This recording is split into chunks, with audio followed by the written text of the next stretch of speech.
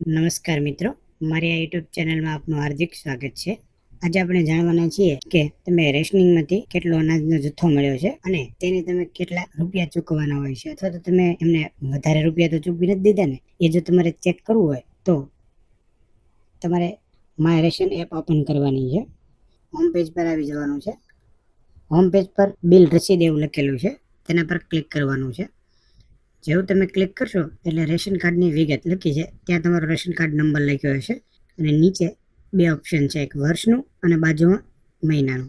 તો વર્ષ છે તમે શરૂ વર્ષ અને 1 વર્ષ અગાઉ 2 વર્ષના તમે વિગતો જોઈ શકો છો.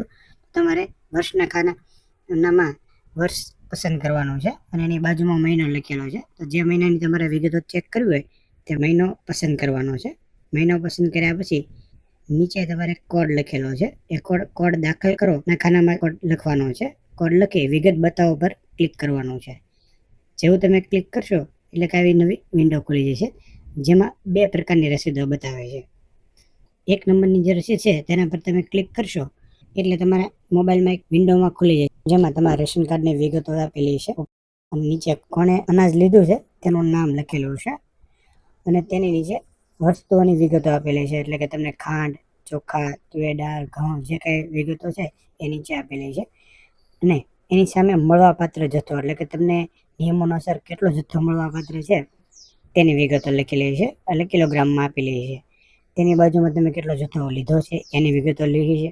પછી જો તમને સબસિડી મળવાપાત્ર હશે તો સબસિડીના ખાનામાં સબસિડી લખેલી છે, કેટલી મળવાપાત્ર છે તે. પછી એની બાજુમાં સબસિડીની કિંમતો લખી છે કે કેટલી કિંમતની તમને સબસિડી મળવાપાત્ર છે તે. અને પછી જે દર લખ્યું છે તેના ખાનામાં 1 કિલોના કેટલા ભાવ થાય છે એનો તમને વિગતો લખી છે. અને છેલ્લો જે કિંમત લખ્યું છે તેમાં જે તમારા 1 કિલોના પ્રમાણમાં તમને એની કિંમતો લખી છે અને નીચે તમે જોશો તો આપવા પાત્ર થતી કુલ કિંમત લખેલી છે, એટલે કે તમે અનાજ લેવા જશો તો ત્યાં તમારે કેટલા પૈસા આપવાના છે તેની વિગતો ત્યાં આપેલી છે. હવે આપણે આવીએ ફરીવાર ત્યાં જે આપણે 2 નંબરની રસીદ છે.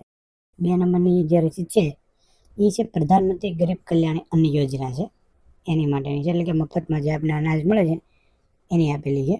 એટલે એમાં જે અગાઉ આપણે જોયું તે પ્રમાણે મળવાપાત્ર જથ્થો, તમે કેટલો જથ્થો લીધો તે, સબસિડીનો દર લખેલો છે અને બાજુમાં સબસિડીની કિંમત લખેલી છે. એટલે આવી રીતે તમને કેટલો જથ્થો મળવાપાત્ર છે અને તમારે રેશનિંગ ડીલરને કેટલા પૈસા આપવાના છે, એટલે કેટલા રૂપિયા આપવાના છે તેની વિગતો તમે અહીંથી ચેક કરી શકો છો. એટલે કે તમારી પાસેથી વધારે રૂપિયા લેવામાં આવેલા નથી અથવા તો તમને જથ્થો ઓછો નથી આપ્યો ને તેની વિગતો તમે અહીંથી ચેક કરી શકો છો. મિત્રો, વિડીયો જોવા બદલ ધન્યવાદ. જો આપને આ વિડીયો પસંદ આવ્યો હોય તો વિડીયોને લાઈક કરશો અને તમારા મિત્રોને વિડીયો શેર કરશો. અને જો તમે ચેનલ પર નવા હો તો ચેનલને સબસ્ક્રાઈબ કરજો.